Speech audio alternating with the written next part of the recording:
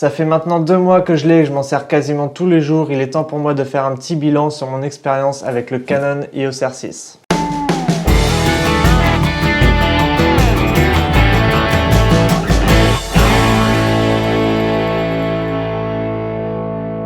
Salut à toi, c'est Nico, je suis ravi de te retrouver dans cette nouvelle vidéo. Il y a de ça environ 2 mois, j'ai fait une vidéo présentant le Canon EOS R6 que je venais juste d'acquérir. D'ailleurs, si tu n'as pas vu cette vidéo, je t'invite à cliquer juste ici. En gros, je présentais les caractéristiques de ce boîtier et mon ressenti à chaud. Je m'étais pas tellement attardé sur le côté ergonomie, utilisation, mais plus sur l'aspect spec et caractéristiques. Je voulais vraiment prendre le temps de me familiariser et connaître ce boîtier afin de faire un retour le plus complet possible et c'est ce que tu t'apprêtes à regarder dès maintenant. On va parler de la prise en main, des menus, de l'ergonomie, de la rapidité ou non de certaines fonctions. Il y a des choses que j'aime dans ce boîtier, d'autres qui me plaisent un peu moins et on va faire le point sur tout ça dans cette vidéo. Alors au niveau de la prise en main, le grip est vraiment de très bonne qualité. Je viens d'un boîtier qui me filme actuellement qui est le Canon 750D qui a un grip beaucoup plus petit que le R6 et du coup j'avais toujours cette petite gêne avec le 750D, je savais jamais où positionner mon petit doigt. Il me manquait peut-être ce centimètre que je retrouve ici pour avoir une sensation vraiment agréable lorsque je le prenais en main. Avec le R6 du coup j'ai plus du tout de problème, ma main loge parfaitement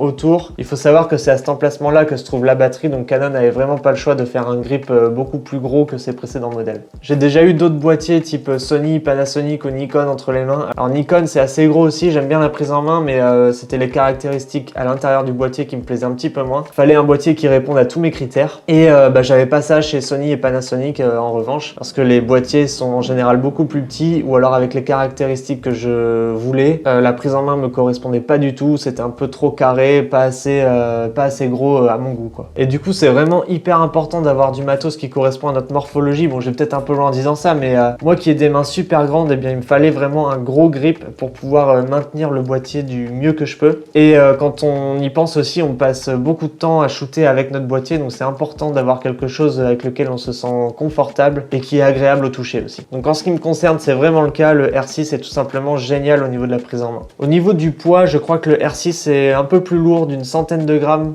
par rapport à mon précédent boîtier, mais le poids est un petit peu mieux réparti je trouve. Alors pour être tout à fait honnête, je manque un petit peu de points de comparaison parce que j'ai pu tester ce boîtier qu'avec un seul objectif qui est un 35 mm f1.8 en focale fixe donc et qui pèse environ 300 grammes, donc le boîtier plus l'objectif ça fait un poids total de environ 980 grammes. J'attends toujours de recevoir la bague d'adaptation pour mettre mes objectifs EF sur ma monture RF sur le R6. La bague d'adaptation je l'ai demandé en octobre, elle était gratuite avec l'achat du R6, sauf que je l'ai toujours pas reçue, on est 3 mois plus tard et j'ai toujours pas de réponse quant à l'arrivée de cette bague.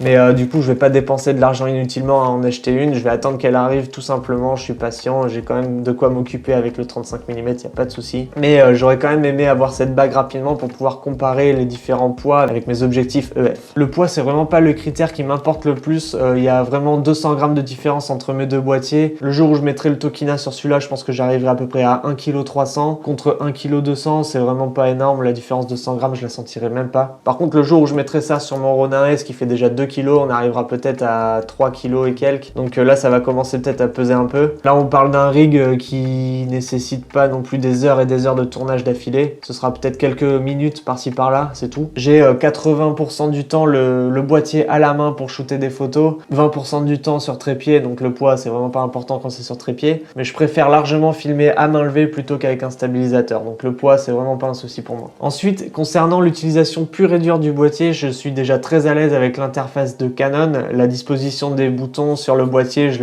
la connais par cœur, il y a 2-3 changements par rapport à ce que j'avais avant, mais vraiment rien de bien méchant pour moi. Les menus sont toujours d'une clarté limpide, pas comme d'autres marques que j'ai pu tester aussi, par exemple Sony, Panasonic, où je comprends un petit peu moins les menus. Alors je suis d'accord, selon les marques il faut un temps d'adaptation, mais j'avais pas envie justement de changer de marque et de me réadapter à d'autres termes, d'autres langages de menus. J'ai toujours trouvé les menus de Canon très clairs, très bien organisés, très structurés. Sur le R6 on a 7 menus différents, chacun des menus comporte des sous-menus et dans les sous-menus c'est vraiment catégorisé, donc du coup on s'éparpille pas, tout est vraiment clair et c'est ce que je recherchais justement. Toutes les molettes sont vraiment accessibles, on en utilise une avec le pouce, l'autre avec l'index et l'autre avec le pouce pour autour du bouton 7. Chacune a une fonction différente selon ce qu'on veut faire, il y a aussi les l'écran tactile pour nous aider, donc au niveau de la rapidité, pour changer de menu, pour changer de preset, pour changer quoi que ce soit sur le boîtier, ça va très très vite. Il y a même le bouton fonction qu'on peut custom comme on veut, on peut rajouter des fonctions dessus, il n'y a pas de problème. En 2 clics, je peux atteindre ça lorsque je shoot et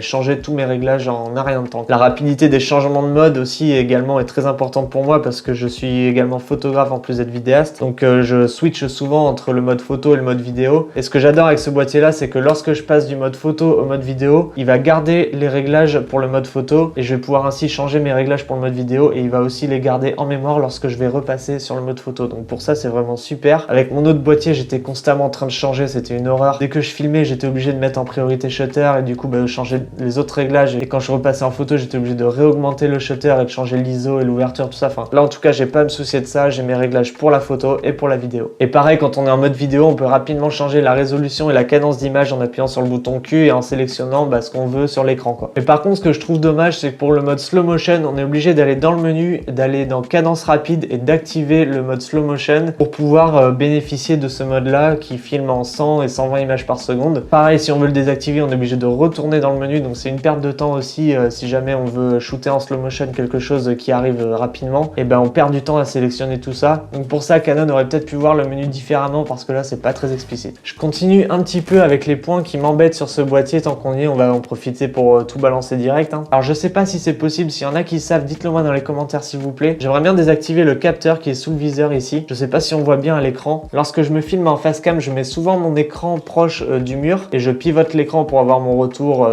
en face cam quoi. Et ce que j'aimerais, c'est vraiment désactiver le capteur qui est en dessous de la visée pour que l'écran reste allumé en permanence, pour que je me vois et que je puisse aussi coller mon boîtier au mur. Alors je sais pas si c'est possible, donc du coup la solution je l'ai trouvée, j'ai reculé un tout petit peu mon boîtier du mur, mais je trouve ça gênant même quand je veux changer un menu et que mon doigt passe juste devant, je trouve ça un petit peu gênant. Donc s'il y en a qui savent comment faire, dites-le moi s'il vous plaît.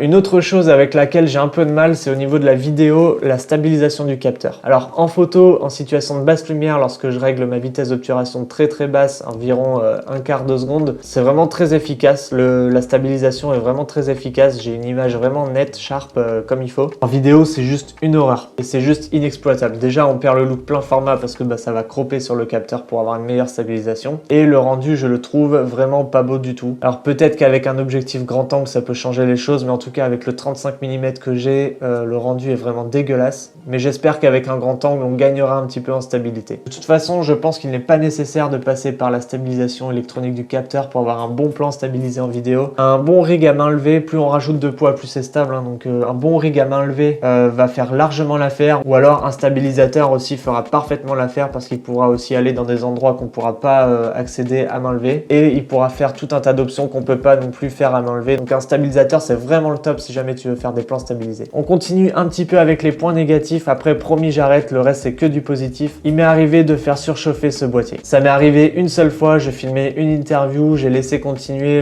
l'enregistrement, j'étais en 4K, 25 images par seconde, et l'inévitable est arrivé, il a surchauffé, il s'est éteint et j'ai dû attendre à peu près un quart d'heure avant de le rallumer et recommencer à filmer. Donc petite mésaventure, mais c'est de ma faute, j'aurais dû faire attention. J'étais quand même à plus de 40 minutes d'enregistrement, donc 10 minutes sur le deuxième enregistrement. Faut savoir qu'il bloque l'enregistrement à 30 minutes. Donc il a quand même tenu 40 minutes en 4K 25, ce qui est quand même assez cool. Je vais pas dire que c'est un gros point négatif, c'est juste un petit point négatif, mais à part cette fois-là, je pense pas avoir l'occasion de me resservir de la 4K pendant un laps de temps aussi long. L'idéal, c'est vraiment de faire des petites coupures, prendre son temps. Déjà, ça va réduire la taille des fichiers. Il y aura peut-être plus de fichiers, mais ça va en réduire la taille. Ce sera plus facile pour le dérochage. Ou alors, je ferai des pauses. J'essaierai de prendre mes précautions avant et d'y penser surtout, parce que là, j'y pensais pas du tout. J'étais sur 2 boîtiers à la fois. Il fallait que je gère un peu tout et j'ai pas vu le truc surchauffer, donc c'est de ma faute. Alors, malgré ces quelques points négatifs, ce boîtier est quand même un très très bon boîtier. Je l'ai pas acheté pour rien, mine de rien. Va falloir que je le défende un petit peu. Donc, j'en ai déjà parlé. Je vais pas revenir là-dessus, mais au niveau de l'ergonomie, c'est vraiment super. J'adore l'utiliser, j'adore l'avoir en main. Il est vraiment gros et c'est vraiment ce que je recherchais dans un boîtier. C'était quelque chose de vraiment quali. Ensuite, eh bien, c'est la possibilité de pouvoir filmer en 4:2 10 bits en interne avec un profil d'image flat. C'est vraiment un gros upgrade pour moi par rapport à ce que j'avais avant. J'ai vraiment hâte de tester ça sur un shooting entier. J'ai déjà fait pas mal de tests sur ma vidéo précédente et même sur d'autres vidéos que tu peux voir à l'écran en ce moment. C'est vraiment simple à étalonner, on peut donner le look qu'on veut et pour ça, j'ai vraiment hâte de tester sur d'autres projets. On a aussi, grâce à ce boîtier, la possibilité de filmer en 4K en 60 images par seconde. Alors la 4K, je m'en sers pas beaucoup, mais c'est vrai que c'est un réel avantage. J'ai pu le tester pour pouvoir cropper l'image. l'image. Lorsqu'on a des bords qui nous gênent un petit peu, on va pouvoir zoomer sur l'image sans perte de résolution et ça c'est vraiment génial lorsqu'on veut un rendu en Full HD. Et c'est pour ça que je vais me mettre à filmer de plus en plus en 4K avec ce boîtier. Le seul souci dans tout ça, c'est que les fichiers prennent une taille monstrueuse et qu'il faut un PC qui tienne la route pour monter tout ça de manière fluide. Ensuite, une autre caractéristique que j'adore, c'est au niveau de la photo. Cette fois, c'est la possibilité de prendre des photos en HDR, donc High Dynamic Range. Alors en fait, avec le mode HDR, le boîtier va prendre 3 photos, une sous-exposée, une correctement exposée et une un petit peu surexposée. Il va rassembler tout ça pour avoir un seul fichier. Ce fichier sera un fichier JPEG. Malheureusement, on va pas pouvoir trop retoucher dessus, mais il va quand même sauvegarder les fichiers RAW dessus, donc on va pouvoir quand même les exploiter si jamais on en a envie et créer notre HDR tout seul sur Lightroom. Mais en tout cas, cette fonctionnalité est vraiment parfaite et c'est un gros gain de temps pour les photos immobilières. Ensuite, j'en avais déjà parlé dans ma précédente vidéo, l'autofocus de ce boîtier est vraiment bluffant. Je m'en sers tout le temps en fait. J'ai jamais utilisé le focus manuel, j'ai toujours utilisé l'autofocus et je lui fais confiance à 100%. Il a 2 modes, il a le mode détection des yeux humains et détection des yeux d'animaux. J'ai pu le tester dans les 2 cas dans ma précédente vidéo et j'ai pu le tester aussi durant ces 2 mois d'utilisation quasiment intensive. Ce mode est vraiment bluffant, il me surprend à chaque fois. Les yeux d'humain, il les suit vraiment à la perfection. Les yeux d'animaux, selon l'animal, il a un petit peu de mal. Moi j'ai un chat et du coup parfois elle bouge un petit peu vite, donc du coup elle a un petit peu du mal à le tracer, mais